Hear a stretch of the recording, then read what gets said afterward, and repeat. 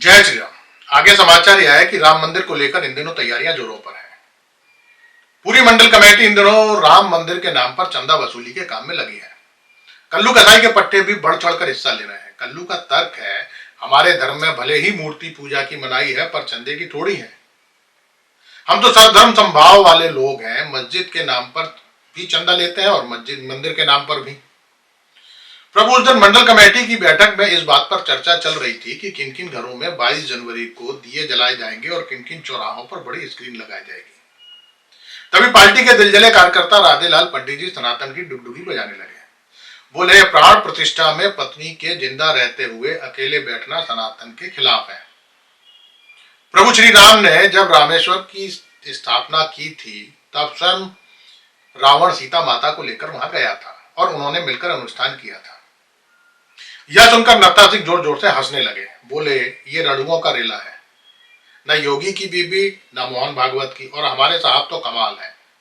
खुद की बीवी तो छोड़ ही दी, राम की भी छुड़वा दी। त्रेता में राम ने एक धोबी के कहने पर सीता को वनवास दिया था, अब जय श्री राम का नारा लगाने वालों के कारण जंगल भेज दिया। ये गुजराती हैं, जय श्री कृष्ण बोलते हैं तो राधा को गायब कर देते हैं। प्रधान नत्था सिंह की बात सुनकर कार्यकर्ता बगले झांकने लगे।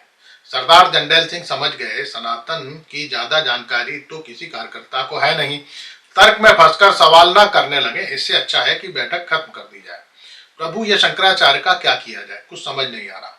वामपंथियों ने जब कहा कि राम मंदिर का राजनीतिकरण हो रहा है, तो हमने उन्हें हिंदू विरोधी घोषित कर दिया। अब यही बात शंकराचार्य कहने लगे हैं। उन्हें न तो रामद्रोही बता सकते हैं, न हिंदू विरोधी। इस तरह के बयान पार्टी की सेहत के लिए ठीक नहीं है।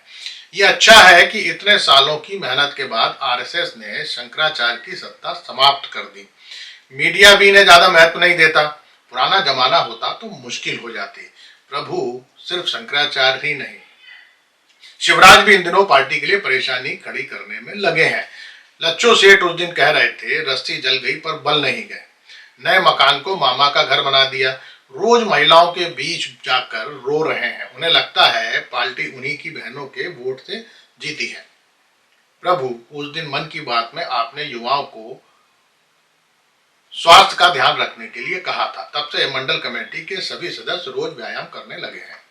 पहले शाखा में लाठी भांजने जाते थे, आजकल कल्लू कसाई के अखाड़े में जाने लगे हैं। लच्छो सेठ और भन्नो सेठ की कुश्ती देखकर बड़ा आनंद आता है। दोनों कमजोर पहलवान तलाशते हैं। लच्छो सेठ तो कल एक पहलवान से कुश्ती जीत भी गया। पता चला उसने पहलवान से कहा था कि अगर वो हार जाता है तो उसके सट्टे का नंबर खुलवा देगा। लच्छो सेठ के इस दांव पर ठाकुर अजगर सिंह खूब हंसे। बोले, कुछ दांव दिमाग से भी चले जाते हैं। प्रभु, ये चुनावी साल में आपने सीए का दांव भी खूब चला है। राम मंदिर पर फंसे उसका भी भला, जो सीए पर फंसे उसका भी भला। असम बंगाल में ये दांव खूब काम आएगा। कोई दांव केरल के लिए भी सोच लेते। पार्टी भले ही ईसाइयों को घर घर जाकर क्रिसमस की बधाई दे, पर वे दांव में नहीं फंसते। पिछले चुनाव में पार्टी ने सस्ता बीफ खिलाने का वादा किया था, तब भी वोट नहीं मिला। प्रभु, ये लाइफ जैकेट पहनकर गोताखोरी करते हुए आपकी तस्वीर खूब वायरल हो रही है। उस दिन सिया जादव और पत्रकार लंगड़ खूब हंस रहे थे, कह रहे थे ये ब्रह्मांड के पहले व्यक्ति हैं जो लाइफ जैकेट पहनकर गोताखोरी कर रहे हैं। इससे पहले कुछ गंजे बाल काटते हुए पाए गए थे। प्रभु, ये राहुल की नकल करने की क्या जरूरत है, वो तो जवान है, कुछ काम है नहीं। अब फिर उसे कांग्रेसियों ने चुनाव के वक्त भारत भ्रमण का काम पकड़ा दिया है। कहीं आप भी ऐसे ही निकल गए तो देश और हम कार्यकर्ता दोनों अनाथ हो जाएंगे। शेष कुशल, आपका भक्त सेवक राम। नमस्कार।